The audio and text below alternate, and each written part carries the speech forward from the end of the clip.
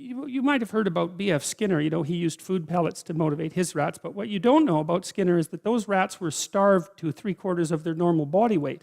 So they would work for food, man.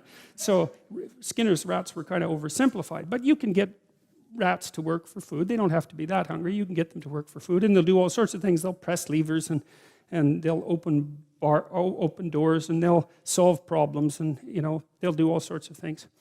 And one of the things you can do to kind of measure how much the rat is motivated is, let's say you've run him through a maze and he knows there's some food at the end of the maze.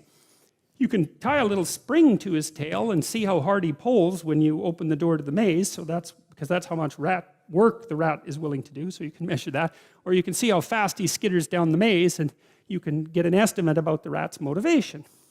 And so then you might say, well, how motivated is a hungry rat? And the answer would be, depends on how hungry he is. But there's another answer.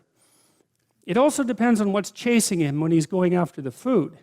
So if you have a rat and you have food over here and you waft in some cat odor, rats hate cat odor, and it's innate. They never have to see or smell a cat to be absolutely petrified by cat odor. And so if you waft in some cat odor and then open the door, that rat will zoom to that food a lot faster than it will if it's just hungry. So a rat running away from something that it doesn't want towards something that it does want is a very motivated rat. And so one of the things we did with the future authoring program that's germane to this idea of terror, because there's this idea in the Old Testament that the fear of God is the beginning of wisdom, and it's a pretty harsh idea.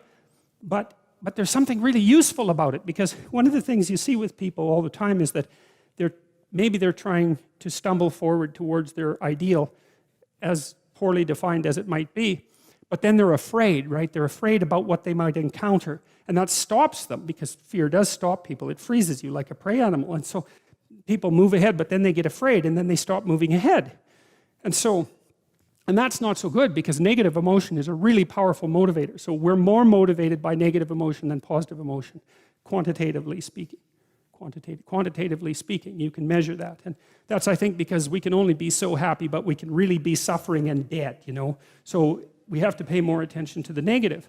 And that's bad, because the negative can stop you. And then in my clinical practice, I often talk to people who are trying to make a difficult life decision, and they're weighing out the costs and the benefits of making the life decision, And one of the things I always talk to them about is, wait a second, that's an incomplete analysis.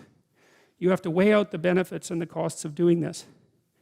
And you have to weigh out the costs and benefits of not doing that, not doing it. And that's not the same as the zero that you assume that you're starting with, right? Because to not make a decision, it also has a cost. And sometimes the cost of not making a decision is far worse than the cost of making a decision, even if the decision is risky. And so one of the things you can derive from that, and this is very useful, I think, is that this is also, I think, why it's so useful to contemplate your mortality, so to speak, is you're screwed no matter what you do. And that actually frees you, is that you have path A that has catastrophes, and you have path B that has catastrophes, and you don't get to have the no catastrophe path, but you get to pick which one. And that's really something, because if you know that there's terrible risk associated with everything that you do and don't do, then you can afford to take some risks, because you're not, and this is all within the ark metaphor. I'm still making the case that despite the fact that your life is essentially catastrophic, you can make a covenant with the highest ideal, and that will take you through it the best way possible. I'm still making that case. So then you think, okay, well, I'm trying to make this decision. I'm going to go try to do something difficult, and isn't that terrifying? And then you think, yeah, but wait a minute. What's really terrifying is not doing it. And then you think about the cost of not doing it. So in the future authoring program, we have people do this little meditative exercise, which is, okay, just think about your insufficiencies by your own definition, right? The way that you don't do what you know you should do. About the things that you do that you shouldn't do, that you know you shouldn't do beyond a shadow of a doubt, right? There's some things like that. And that's bad habits and poor aim and all of the resentment and hatred and aggression and unresolved conflicts and all those things that are dementing you and warping you, and then think, okay, those things get the upper hand, man. They get the upper hand, and they take you the worst possible place you could go in the next 3 to 5 years. What exactly does that look like? And so you sketch all that out, and you think, hey, I don't want to go there. And so the next time that a temptation comes up, you think, well, it'd be a lot better for me if I didn't succumb to this temptation. It's like, that's kind of weak, eh? You'd look a little better if you didn't eat like a cheesecake a day or something like that. You know, that's something, but it's not the same as I'm going to have diabetes and I'm going to lose my damn leg in 5 years if I don't get my eating under control. That's motivating. And so then the temptation comes along and you think, oh, how about no? Seriously, how about no? Not just because a higher good would be obtained if I avoided it, but because a terrible catastrophe would be averted if I didn't. And so, well, so you want to get your fear behind you, right?